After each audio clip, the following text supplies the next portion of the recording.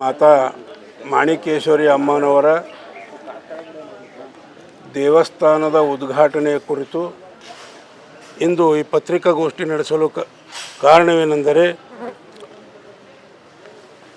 ದಿನಾಂಕ 27/2/1934 ಶ್ರೀ ಸದ್ಗುರು ರೂಪರಹಿತ ಅಹಿಂಸಾ ಯೋಗೇಶ್ವರಿ ವೀರಧರ್ಮಜ ಮಾತಾ ಮಾಣಿಕೇಶ್ವರಿಯವರು ಬುಗ್ಗಪ್ಪ ಕಾಶಮ್ಮನವರ ಉದರದಿ ಜನಿಸಿ ಈ ಕಲಿಯುಗದಲ್ಲಿ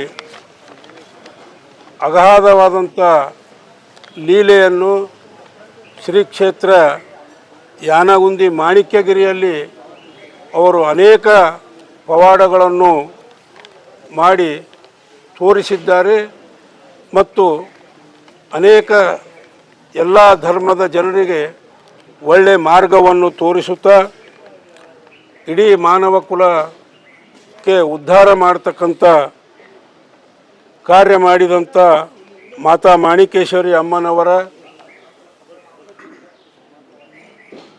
ನೂತನವಾಗಿ ಕಲಬುರಗಿ ನಗರದ ಚೌಡೇಶ್ವರ ಕಾಲನಿಯಲ್ಲಿ ಮಂದಿರ ನಿರ್ಮಾಣವಾಗಿದೆ. ಆ ಮಂದಿರ ನಿರ್ಮಾಣದ ಉದ್ಘಾಟನೆಯ ಪ್ರಯುಕ್ತವಾಗಿ ಇಂದಿನ ಈ ಪತ್ರಿಕಾಗೋಷ್ಠಿ ಹಮ್ಮಿಕೊಳ್ಳಲಾಗಿದೆ. ಈ ಚೌಡೇಶ್ವರ ಕಾಲನಿಯಲ್ಲಿರ್ತಕ್ಕಂಥ ಮಾತಾ ಮಾಣಿಕೇಶ್ವರಿಯ ಮಂದಿರ ಅಡಿಗಲ್ಲ ಸಮಾರಂಭವನ್ನು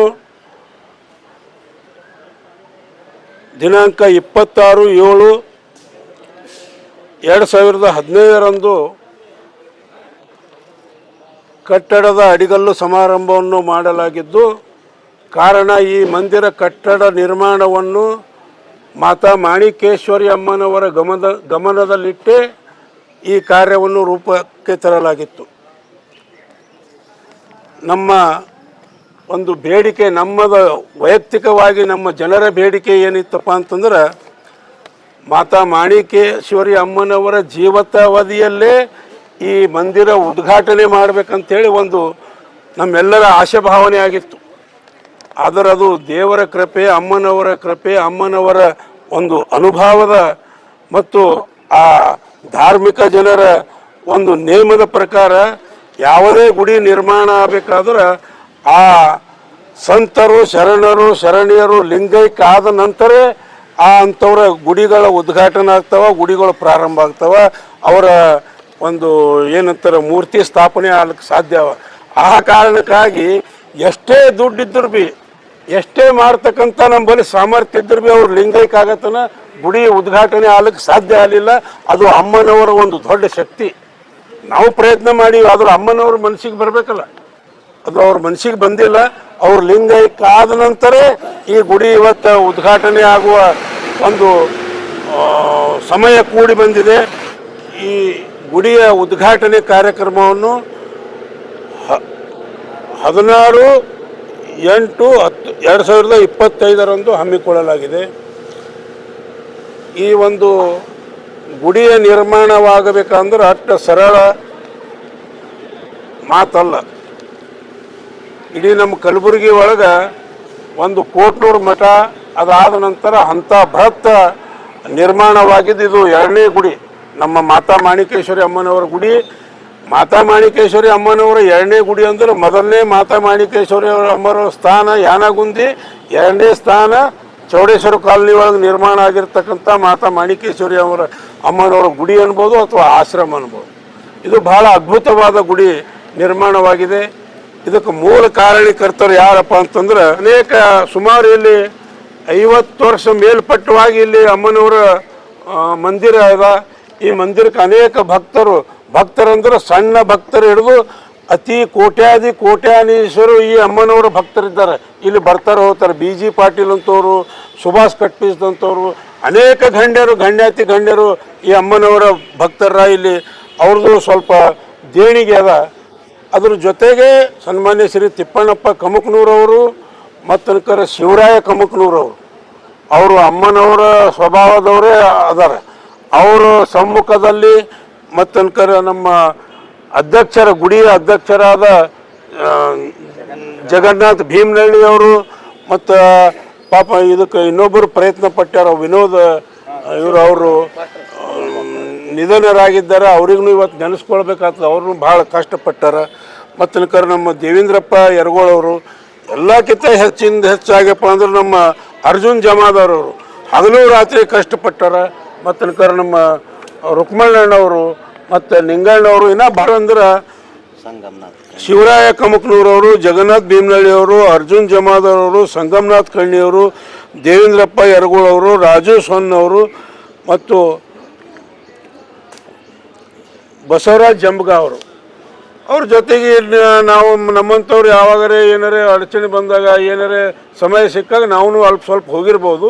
ಅದರ ಪ್ರಮುಖವಾಗಿ ಕಷ್ಟಪಟ್ಟು ಅವರ ಈಗ ಅವ್ರು ಕಷ್ಟಪಟ್ಟಿದ್ದು ನಾವು ಹೇಳ್ಕೊಬೇಕಂದ್ರೆ ಭಾಳ ಅದ. ಸುಮಾರು ವರ್ಷಗಳಿಂದ ಕಷ್ಟಪಟ್ಟು ಈ ದೇವಸ್ಥಾನ ನಿರ್ಮಾಣ ಮಾಡಿದ್ದಾರೆ. ಅವ್ರಿಗೆ ಇವತ್ತು ನಮ್ಮ ಇಡೀ ಕೋಲಿ ಸಮಾಜ ವತಿಯಿಂದ ಧನ್ಯವಾದ ಹೇಳಬೇಕಾಗ್ತದೆ. ಯಾಕಪ್ಪ ಅಂದ್ರೆ 2015ರಿಂದ 2025 ತನಕ ಕಷ್ಟಪಟ್ಟರು. ಅಷ್ಟು ಒಂದು ವರ್ಷ 2 ವರ್ಷ ಅಲ್ಲ, ಇದು ಸಾಮಾನ್ಯ ಮಾತಲ್ಲ. ಈಗ